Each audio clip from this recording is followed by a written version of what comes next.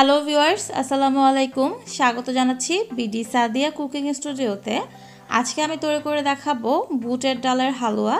এই হালুয়াটা কিন্তু বানানো খুবই সহজ আর খেতে কিন্তু খুবই মজা। আশা করছি আমার আজকের এই বুটের ডালের হালুয়া রেসিপিটি আপনাদের ভালো লাগবে।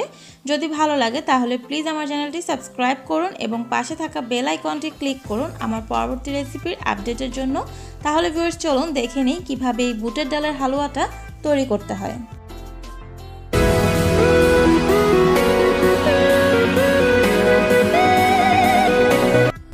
1.5 কাপ বুটের ডাল সারা রাত পানিতে ভিজিয়ে রেখেছিলাম। তারপর 3 কাপ পরিমাণ পানি দিয়ে ডালটাকে সেদ্ধ করে নিয়েছি।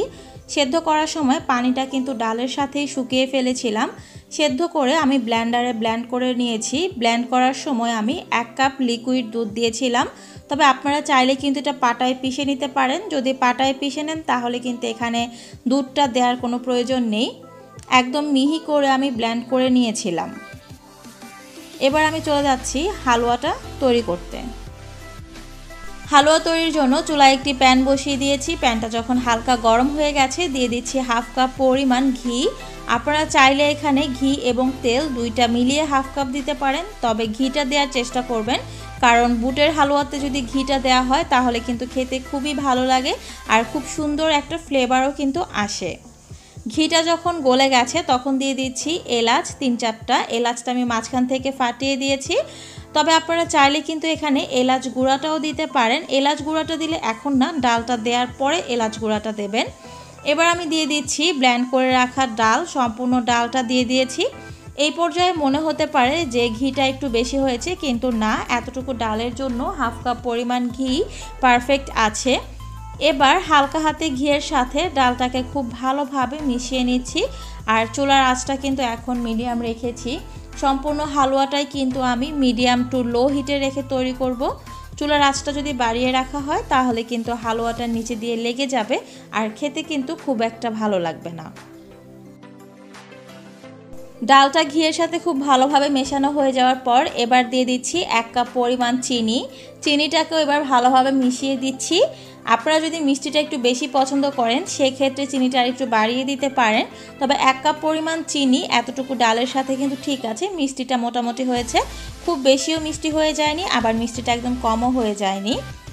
চিনিটা ভালোভাবে মেশানোর পর দেখতে পাচ্ছেন যে চিনি থেকেও কিন্তু যথেষ্ট পরিমাণ পানি বের হয়ে ডালটা কিন্তু আরও পাতলা হয়ে গেছে।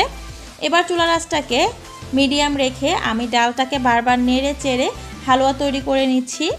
আর এটা কিন্তু বারবার নাড়তে হবে, নাড়া থামিয়ে দেওয়া যাবে না, তাহলে কিন্তু নিচে দিয়ে লেগে যাবে। 3-4 মিনিট পর দেখতে পাচ্ছেন যে এটা কিন্তু অনেকটাই শুকিয়ে এসেছে আর ঘন হতে শুরু করেছে। এভাবেই কিন্তু বারবার নাড়াচাড়া করে যেতে হবে। এক মুহূর্তের জন্য নাড়াচাড়া বন্ধ করা যাবে না, তাহলে কিন্তু তলায় লেগে যাবে। ডালটা কিন্তু অনেকটা শুকিয়ে হালুয়াটা কিন্তু হয়ে যাচ্ছে। এই পর্যায়ে কিন্তু বড় বড় আকারে ফোঁটা উঠছে, একটু সাবধানে নাড়তে হবে, কারণ ফোঁটা যদি গায়ে পড়ে তাহলে কিন্তু খুব গরম ছ্যাঁকা লাগবে। আর ঢাকনা দিয়ে ঢেকে দেওয়া যাবে না। ঢাকনা দিয়ে ঢেকে দিলে কিন্তু উপরে যেই পানিটা হয় ঢাকনা দেওয়ার ফলে, সেই ঢাকনার পানিটা কিন্তু হালুয়াতে লেগে যাবে আর হালুয়াটা কিন্তু আবারও পাতলা হয়ে যাবে। প্রায় 15 মিনিট পর হালুয়াটা কিন্তু প্রায় ঘন হয়ে এসেছে। আর কিছুক্ষণ পর এটাকে নামিয়ে নেব। যখন এটা এরকম ঘন হয়ে এসেছে আর এটা কিন্তু হালকা হালকা প্যানের গা থেকে উঠে আসছে, এই পর্যায়ে আমি দিয়ে দিচ্ছি গুঁড়ো দুধ 1/3 কাপ পরিমাণ। আপনারা চাইলে এই দুধটা না দিতে পারেন, তবে যদি গুঁড়ো দুধটা দেন তাহলে কিন্তু খেতে খুবই ভালো লাগবে। গুঁড়ো দুধের পরিবর্তে কিন্তু এখানে কনডেন্সড মিল্কও দেওয়া যেতে পারে। গুঁড়ো দুধটাকে হালুয়ার সাথে খুব ভালোভাবে মিশিয়ে নেড়ে চেড়ে নিচ্ছি। দুধটা মেশানো হয়ে গেছে আর দেখতে পাচ্ছেন যে আমার হালুয়াটাও কিন্তু তৈরি হয়ে গেছে। হালুয়াটা এর চাইতে বেশি আর শক্ত করব না। এখন এটা প্যানের গা থেকে উঠে আসছে। যখন এরকম সম্পূর্ণ প্যানের গা থেকে হালুয়াটা উঠে আসবে তখনই কিন্তু বুঝতে হবে যে হালুয়াটা হয়ে গেছে। আর হালুয়া থেকে কিন্তু হালকা তেলও ছেড়েছে। হালুয়াটাকে নামিয়ে নিয়েছি আমি, আর এখানে একটা ট্রের মধ্যে তেল মাখিয়ে নিয়েছি। এবার গরম হালুয়াটাকে আমি ট্রের মধ্যে ঢেলে দিচ্ছি। হালুয়াটা কিন্তু ঠান্ডা করে ঢালা যাবে না, গরম অবস্থাতেই ঢালতে হবে। এবার ভালোভাবে হালুয়াটাকে সমান করে বিছিয়ে দিচ্ছি। হালুয়াটা সমান করে বেছানো হয়ে গেছে দেখতে পাচ্ছেন। আর এখন এটাকে কাটবো না, ঠান্ডা করে নেব, ফ্যান ছেড়ে ঠান্ডা করে নিচ্ছি। আপনারা চাইলে এই পর্যায়ে বাদাম ছড়িয়ে দিতে পারেন, তবে আমি বাদাম দিচ্ছি না। হালুয়াটা যখন ঠান্ডা হয়ে গেছে, এখন কিন্তু হালুয়াটা শক্ত হয়ে গেছে, এটা আর নরম অবস্থাতে নেই। এবার আমি হালুয়াটাকে ছুরি দিয়ে কেটে নিচ্ছি।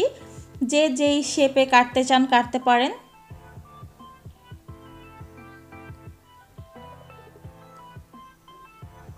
তৈরি হয়ে গেছে বুটের ডালের সুস্বাদু হালুয়া।